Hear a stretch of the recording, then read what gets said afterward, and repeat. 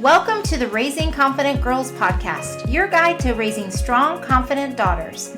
I'm Melissa Jones, the founder of Girls Positivity Club and a teacher for over 20 years. In a world where girls often feel overwhelmed, anxious, and confused, this podcast is your go-to space. As caregivers, we navigate challenges together. I founded Girls Positivity Club to provide a place where you belong and get the tools to face today's hurdles. Consider this your regular check-in with a trusted friend, offering insights and practical tips for meaningful conversations. I'm here to help you feel confident on this journey of raising a generation of empowered girls. Let's dive in and raise those confident girls together. Welcome back to another episode of the Raising Confident Girls podcast. I'm so happy you're here today, and I'm so excited about this topic because this is something that I hear all the time from parents of girls, and I think just people in general. This is something really common. I also want to let you know that if you ever hear any weird noises in the background, it's my dogs. So I have a German Shepherd and a Chocolate Lab, and I'm not going to say their names because they're both laying down behind me, but they like to be near me. So when I try and lock the door of my office, they bang on the door, so it's easier just to leave it open. So just so you know that if you hear anything, they are around and walking around. So if you hear any of that in the background, I am a real person who has dogs. So that is that. I just thought I'd share with that, which is maybe a lot of you can relate to. It's like when you don't want to be interrupted is when everyone has a question in your family, or like your dogs come in the room right when you're doing something or you're on the phone or something. But that is not the topic for today. The topic for today is all about mindset, because this is something that is so common with any human, but especially girls. It's all about getting stuck in that negative thought pattern. And I think this is like, there are some people who are normally or naturally more optimistic people that are glass half full people, or people that tend to just generally look at the negative. And you, with your daughter, with a girl in your life, may know which one she falls in, or it might depend on the situation. There's no, horrible thing about either one. It's just sometimes we all get into that negative thought spiral because your brain's trying to protect you. And that's really common because our animal part of our brain, what I've learned, is that it's all about protection. So anytime there's something hard or there's fear that your daughter or the girl in your life is going through, there could be some negative thinking about that, especially if it's an unknown. So the main problem that I hear, and actually yesterday I just got a message from a mom who told me she thinks that her daughter looks for the negative in situations, which can be very frustrating because we want them to look for the positive. We want them to see that there is possibility in all those things. The truth of the matter is that everyone has these times, and normalizing that with your daughter, with the girl in your life, and saying like, I get it, like that happens to me too, is huge.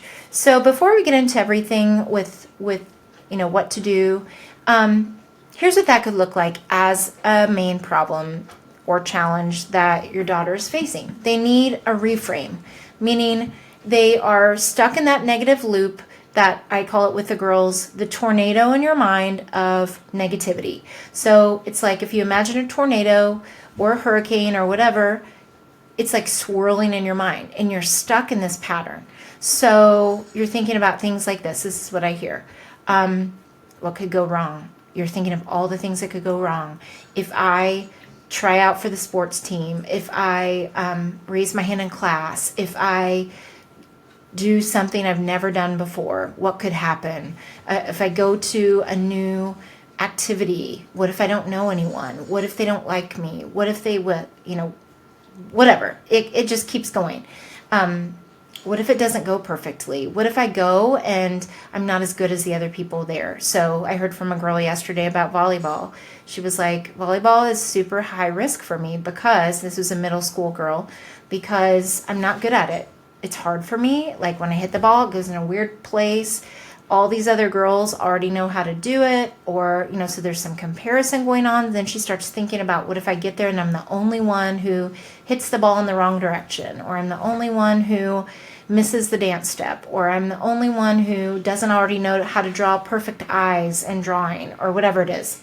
So these things come up, and these are all examples that I've heard from girls. So what if it doesn't work perfectly? What if it doesn't go perfectly?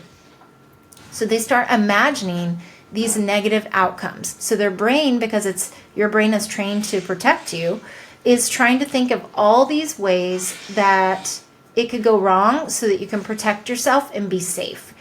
We know, though, that it's not logical to always do that. Yes, if you're in danger, someone's chasing you for, whatever, then yes. But these are not those types of dangerous situations. So your daughter is feeling all these warning signs, even though for us, I think as adults, a lot of parents think, well, just do it anyway. Like, just do it. Why is this so hard? And I hear this from parents all the time. Like, I don't understand why it's so hard. Well, put yourself back at that age. At that age, you are still developing and figuring things out for yourself and trying to figure out what are safe risks and what are really high risks to take.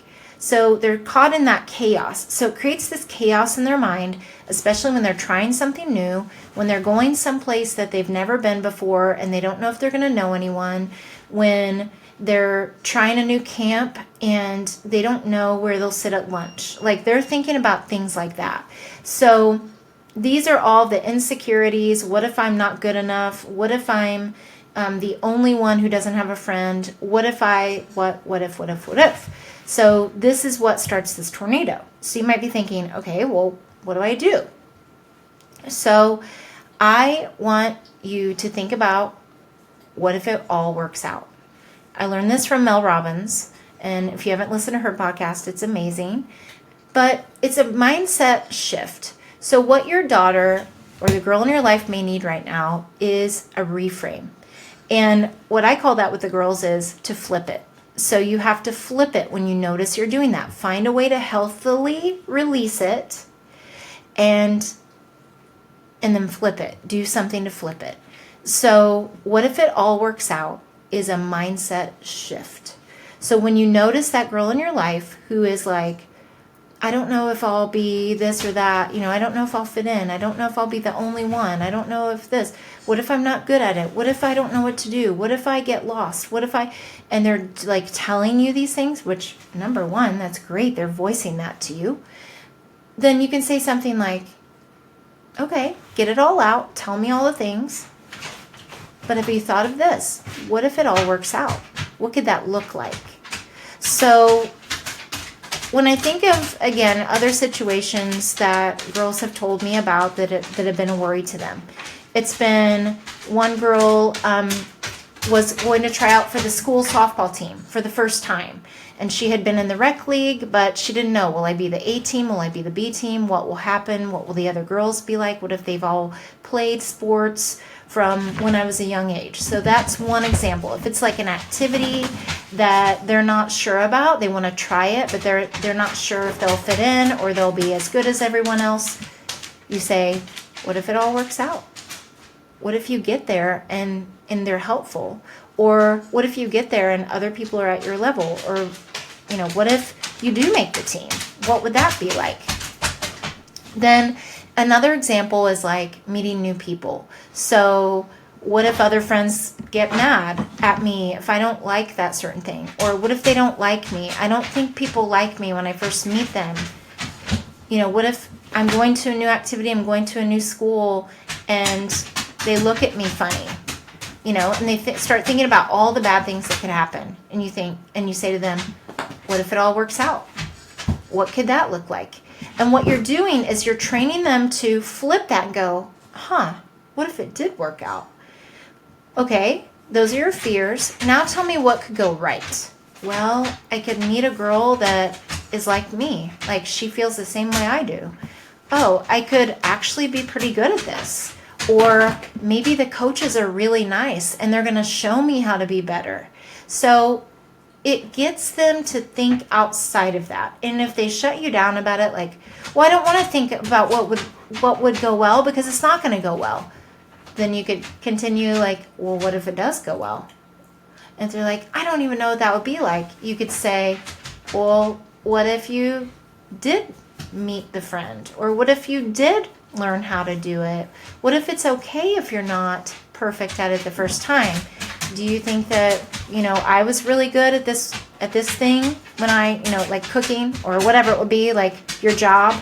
Like, do you think I was really good at what I do the very first time I did it? And they're like, no. And then you're like, and that's okay. You're not supposed to be. So those are ways to reframe. And then academic, like school subjects.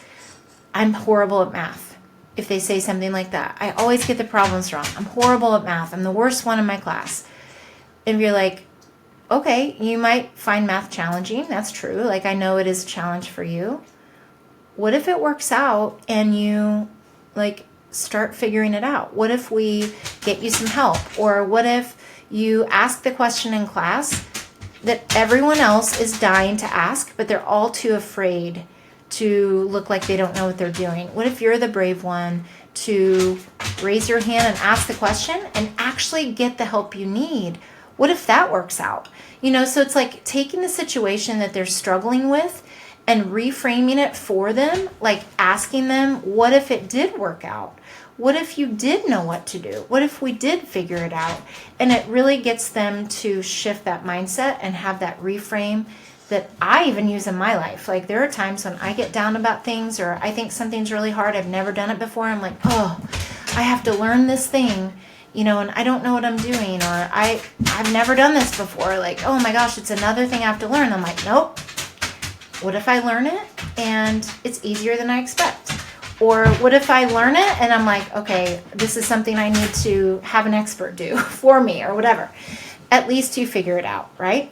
So there's always a way. So you may be feeling frustrated by them getting stuck in this. So like the mom that I talked to the other day about her daughter looking for the negative in situations. She was in a new setting. She was trying something new in a new friend environment. And she said that when she reported back to her, not reported, but when they talked about it afterwards, it was like all she did was complain and tell all the negative things. And she was like, I think she looks for that.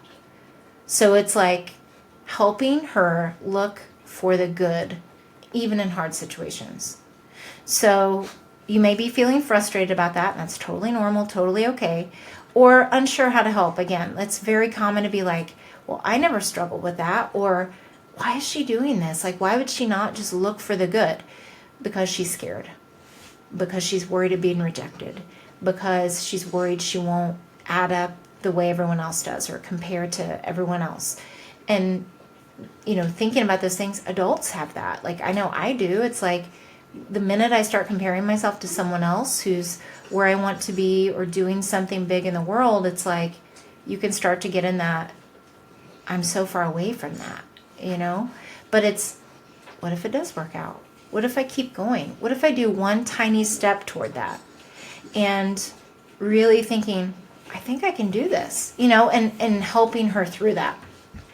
So you might be saying, Melissa, this all sounds great. How do I do this? Like, how do I do it? Besides saying, what if it all works out? What if she shuts me down? What if I say that and she rolls her eyes? Or what if I say that and she's like, I don't know how it could look if it all works out. I think you'd be surprised, though. If you get shut down, try another time, or help her release it in a healthy way. So here are ways to do that. One of my very favorite things, and this sounds so silly, but girls love to do this. I love to do this, is I call it write it, rip it. So you get a piece of paper, have her brain dump all the negative. I say to her, hand her a piece of paper and say, write down everything that is negative about this situation. Write down every negative thought you're having about it. And I want you to just fill the page. And here's the most important part. Don't read it. Tell her you're not going to read it.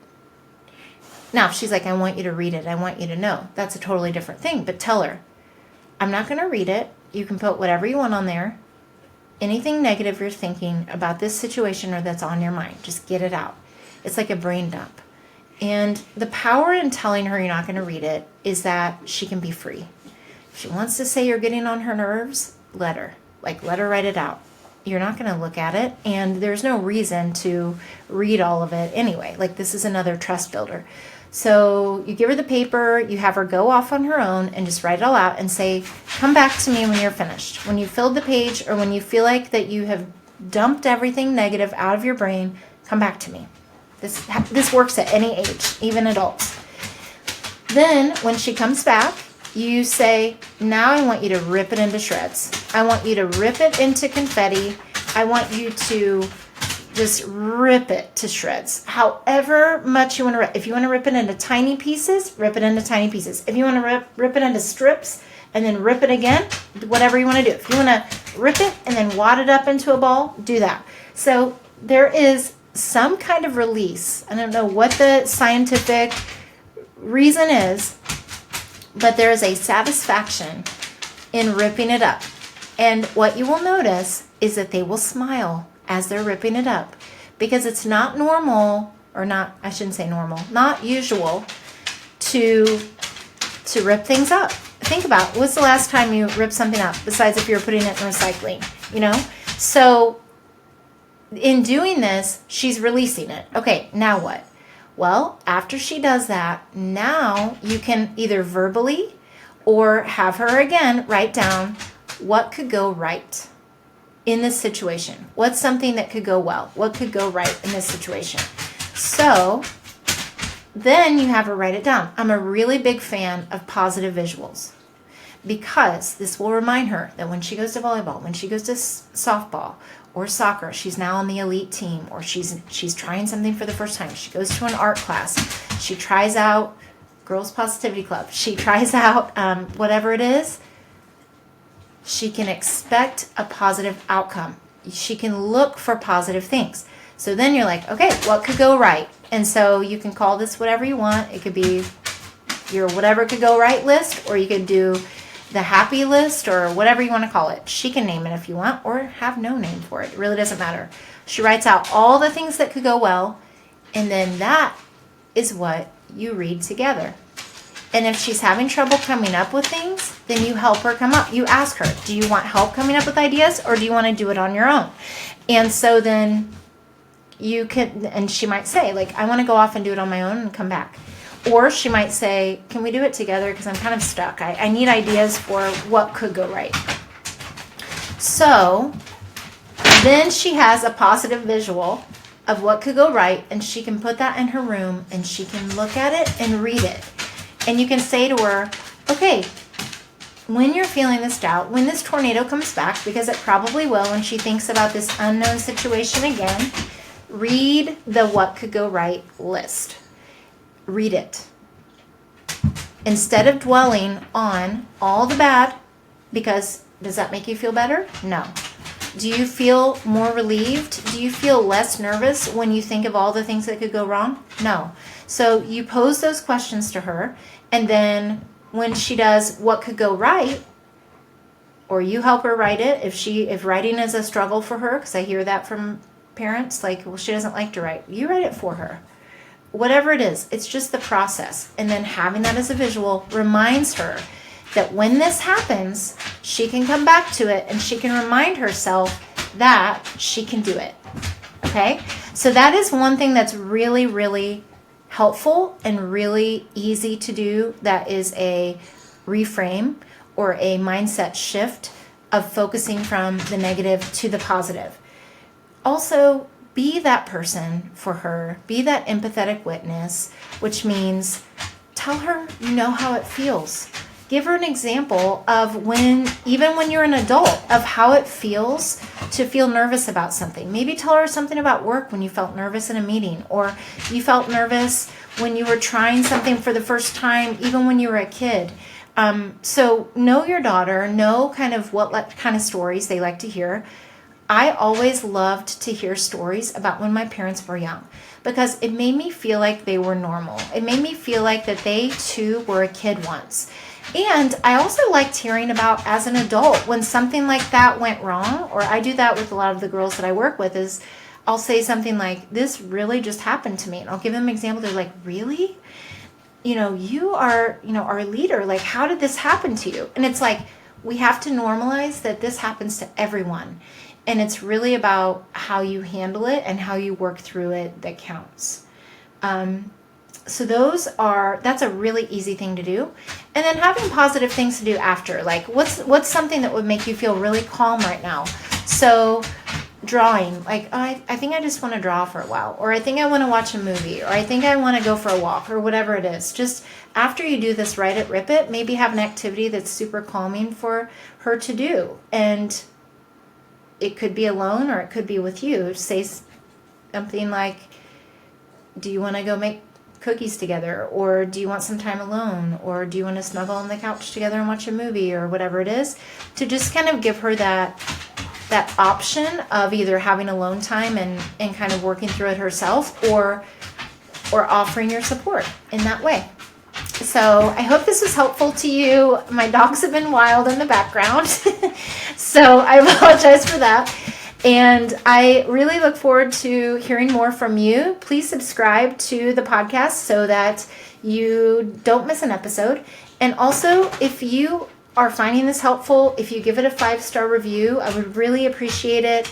Give me your feedback. Anytime you give a review, a positive review, it helps more people see the podcast, which means it can help more people. And that's really my goal, is to be a trusted friend to you, someone who's been there, done that, and can give you ideas. I'm always open to other ideas as well. If you have something that's worked for your daughter or the girl in your life, I'd love to hear from you. And until next time, keep raising those confident girls. Thanks for joining another empowering episode of the Raising Confident Girls podcast. Share today's insights with caregivers and friends, building beautiful relationships with strong girls. Hit subscribe so you never miss an episode. We're not just a podcast, we're a community. Follow Girls Positivity Club on social media for more empowering content on Instagram, Facebook, TikTok, and YouTube. This podcast empowers you, supporting incredible girls. Let's create strong, beautiful relationships with the girls in our lives. I appreciate you listening today. Stay confident, stay connected. Until next time, keep raising those confident girls. You've got this.